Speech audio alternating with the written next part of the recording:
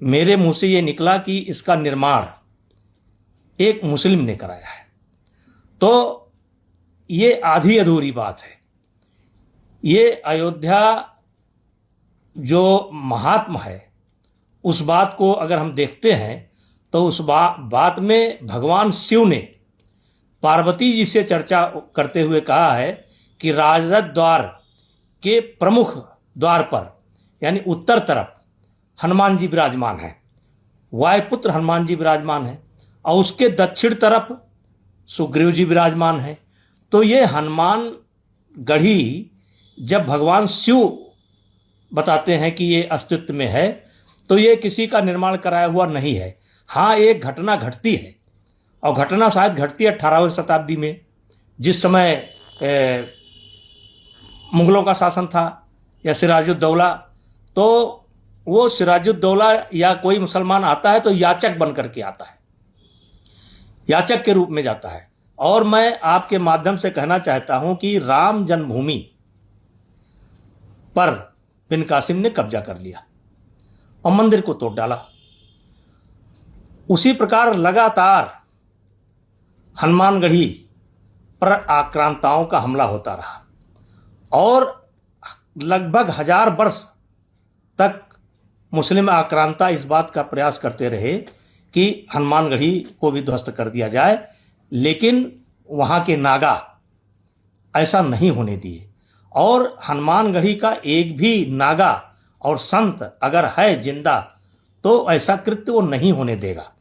और यानी राम जन्मभूमि को तोड़ डाला, पुनर्निर्माण करा दिया, लेकिन हनुमानगढ़ी के संतों ने, नागाओं ने ऐसा नहीं होने दिया। अब जो घटना घटती है सिराजुद्दौला, ये तो यूट्यूब पर एक इस पर पड़ा हुआ है, तो ये याचक के रूप में जाता है और इसको वहाँ से लाभ होता है। और लाभ होने के बाद ये जो मुसलमानों का और नागाओं का संघर्ष चल रहा था, तो 52 बीघे जमीन ये पट्टा दे देता है और निर्माण कार्य में सहयोग भी करता है। अब इसी को गूगल ने डाल दिया, गूगल ने अपने उस पर डाल दिया कि इसका निर्माण शुजाउद्दौला ने कराया था। लेकिन पीछे की कहानी यह है कि इस स्थान को लेकर के लगातार हजारों वर्ष संघर्ष हुए हैं। मुस्लिम आक्रांता इसके करीब करीब कभी भटकने नहीं पाए हैं, हमेशा नागाओं ने मार मार कर भगाने का काम किया है।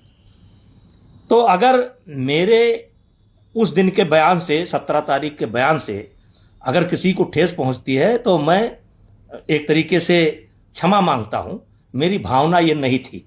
लेकिन जब हनुमानगढ़ी की बात आएगी कि हनुमानगढ़ी के अंदर नमाज पढ़ा गया, ऐसा प्रश्न जब मुझसे किया गया तो मैंने एक सरी से नकार दिया। जहां तक जो घटना है उस समय की, उस घटना के चश्मदीद गवाह हम लोग भी हैं और हम लोग भी इसका विरोध करते थे। और हर अयोध्या के हर मूवमेंट पर, सनातन के हर मूवमेंट पर, भगवान राम के हर मूवमेंट पर, साधु संतों के हर मूवमेंट पर हम उनके साथ रहे हैं।